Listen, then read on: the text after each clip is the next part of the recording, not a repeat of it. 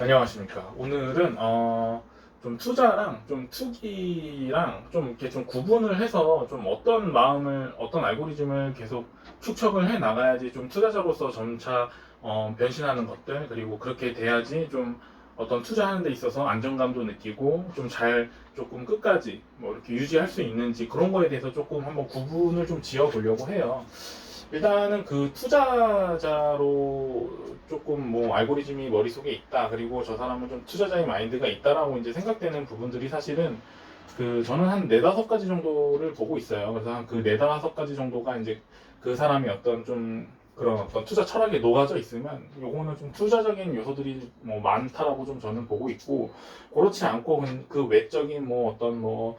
거래량이라든지 뭐 테마라든지 그 기타 등의 어떤 그 순간순간의 수급에 따라 이제 움직이게 되면 그런 게 이제 약간은 투기적인 그런 요소들이 있는 거라고 좀 보고 있고요.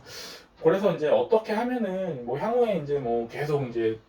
뭐 처음에는 그런 투기적인 그런 마음으로 이제 주식시장에 들어왔던 그런 사람들도 결국에는 어떤 마음을 가지고 접근을 끝까지 가야지 이제 투자자로서 어떤 면모로 점차 갖춰질 수 있는지, 이런 거에 대해서 좀 한번 좀 평소에 생각하던 거를 좀 얘기를 해보려고 합니다.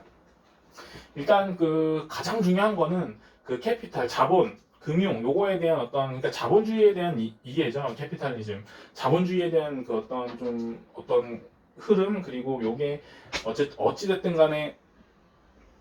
냉전 시대에서 미국이 그 소련을 이길 수밖에 없었던 그런 배경들에 대한 이해를 하고, 또 역사적으로 그런 것들을 설명을 해주고 있고, 뭐 지금 현재 압도적으로 미국이 이제 자본주의를 끌고 가면서 그게 이제 기술 혁신이라든지 사람들의 어떤 열정을 끌어내는 그런 어떤 제도들이 되었다라는 거는 일단 인정을 할 필요가 있는 게 첫 번째인 것 같고요. 그런 와중에 그런 어떤 금융적인 그런 것들, 그런 게 어떤 식으로 조금 흘러 들어가서 기업의 어떤 자금 조달적인 부분에 영향을 주는지, 이런 거를 전체적으로 어느 정도는 일단 이해를 한 다음에 이제 주식에 대한 투자로 접근하는 게 저는 맞다라고 보고요. 뭐 그런 식의 이제 배경이 하다 보면서 쌓일 수도 있고, 그런 걸 이해하고 쌓을 수도 있는 건데, 그런 식의 이제 좀 가치관이 좀 많이 중요한 것 같고, 그 다음에 이제 조금 뭐 어느 정도 좀 박혀져 있어야 되는 게, 사실은 첫 번째는 저는 회계, 그 다음에 두 번째는 뭐 가치, 세 번째는 뭐 산업 분석, 비즈니스 모델, 뭐 이런 것들, 그 다음에 이제 네 번째는 어떤 포트폴리오에 대한 어떤 그런 좀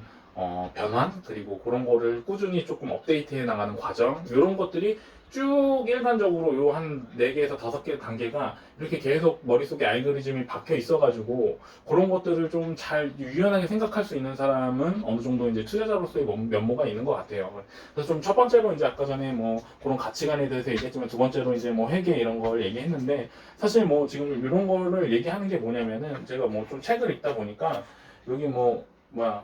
메리 버핏이라고 워렌 버핏 그 어떤 그 뭐야 며느리가 쓴 책이 있어요. 뭐 워렌 버핏 투자 노트라고 해가지고, 여기서 이제 보는 게 뭐 한 얘가 뭐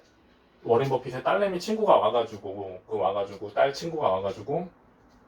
그런 얘기를 했대요. 뭐 도대체 투자를 하려면 첫 시작을 어떻게 해야 되냐라고 했을 때, 워렌 버핏이 이제 얘기한 게,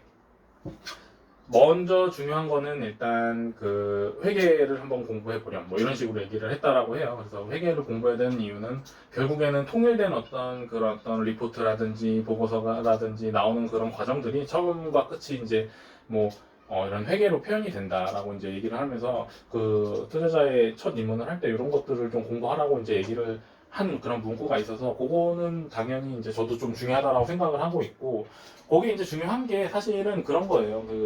그 회사를 이제 좀 알아볼 때, 과거서부터 현재까지 한눈에 요약적으로 싹 스캔해가지고 볼 수 있는 게 사실 그 재무제표거든요. 그러니까 손익계산서, 뭐 재무상태표,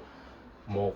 현금 흐름표, 그 다음에 뭐 주석, 뭐 그 다음에 자본 변동표, 뭐 이런 것들을 이제 아주 빠르게 스캔을 해가지고, 스캐닝을 하면서 아 이게 이런 기업이었구나, 과거부터 현재까지 이랬었구나라는 거를 아주 빠르게 볼 수가 있는 게 사실 그 재무제표예요. 그래서 그런 거에 대한 이해가 일단 좀 많이 중요하고, 그 와중에 그 곳곳에 대한 궁금한 것들을 이제 깊숙하게 이제 좀 들여다보면서, 뭐 주석이라든지 아니면은 뭐 발생했던 뉴스라든지, 뭐 아는 지인이라든지, 그 기업에 대해서 잘 알고 있는 사람이라든지, 뭐 대표이사의 인터뷰라든지, 이런 뭐 각종 노출될 수 있는 것들을 읽어내면서 그 안에 숫자들의 의미를 조금 파악하는 거, 거기까지 가는 게 이제 어떤 회계적인 단계라고 보는 거고요. 그런 것들을 빨리 이제 과거서부터 현재까지 이렇게 싹 스캔을 해가지고 이제 두 번째로 이제 현재 거래되고 있는 그런 가치랑 이제 비교를 하는 거죠. 이 가치랑 지금 내가 이 회계적으로 빠르게 스캐닝했을 때 이 가치랑 이렇게 과거적인, 현재적인 그 어떤 면모에서만 좀 이렇게 좀 분석을 해서 빠르게 보고 그 가치보다 이제 좀 낮게 되면 이제 더 깊숙하게 들어가서 뭐 비즈니스 모델이라든지 산업 분석이라든지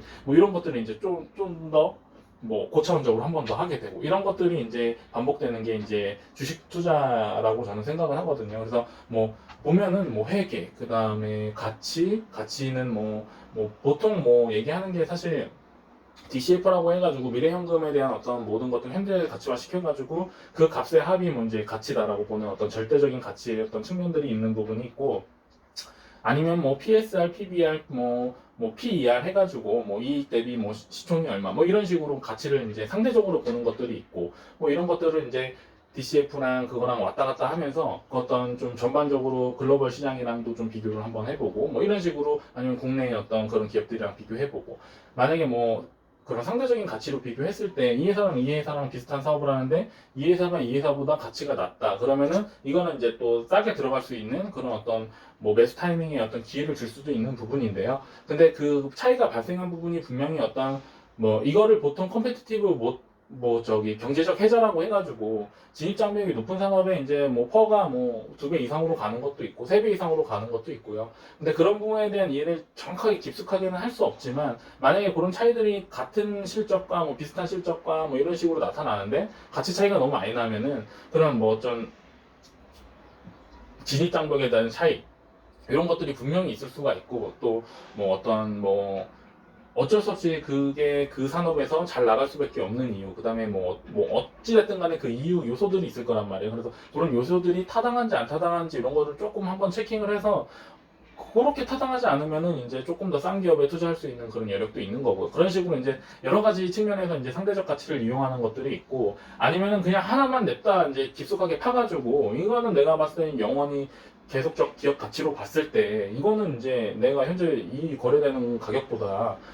앞으로 이 벌어들이는 게 분명히 이 최소 이 정도는 벌어들일 것 같은데 이런 것들이 이제 현재 가치화 시키는 이제 현재 그 어떤 가치를 나만의 가치를 이제 좀 한번 생각을 현 시점에서 해보는 거죠. 그러면서 비즈니스 모델, 사업 모델, 그다음에 산업 분석, 그다음에 금융 더 들어가면은 이제 뭐 그런 것도 이제 하는 거죠. 그 금융에서 뭐 페드가 얼마를 뿌렸네 안 뿌렸네, 뭐 테이퍼링을 하네 안 하네, 한국은 그러면 경제 성장률이 얼마네 이에 따라서 실업률은 어떻게 진행되네, 그다음에 한국은행이 뭐 자산 매입을 하네 안 하네, 그다음에 뭐 세금을 더 걷네 안 걷네, 세금을 더 걷네 안 걷네는 사실 그 기업의 어떤 그 PBR이라든지 이런 걸 볼 때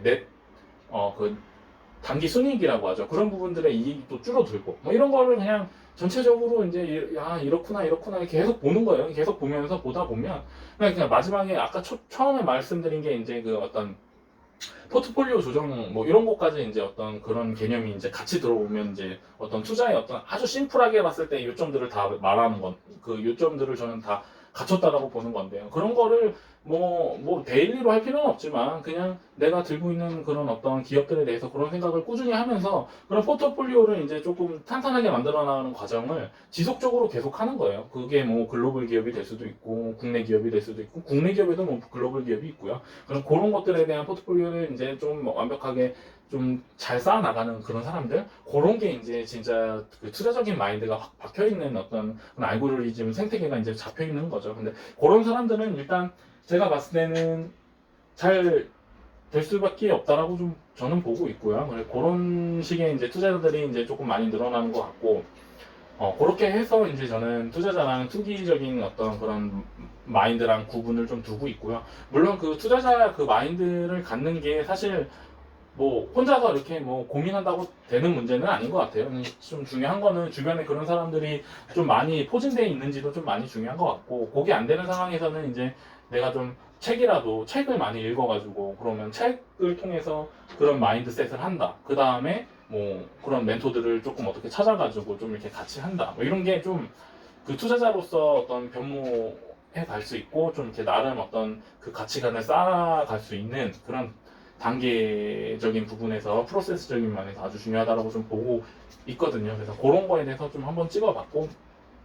저도 이런 것들을 이제 계속 이제 발전시켜 나가면서 지금 뭐 하고 있는 뭐 그런 뭐 투자자 투자가 되려고 뭐 이렇게 좀 하고 있는 상황이고, 뭐 그런 것들을 한번 좀 공유해 보려고 이렇게 찍어 봤습니다.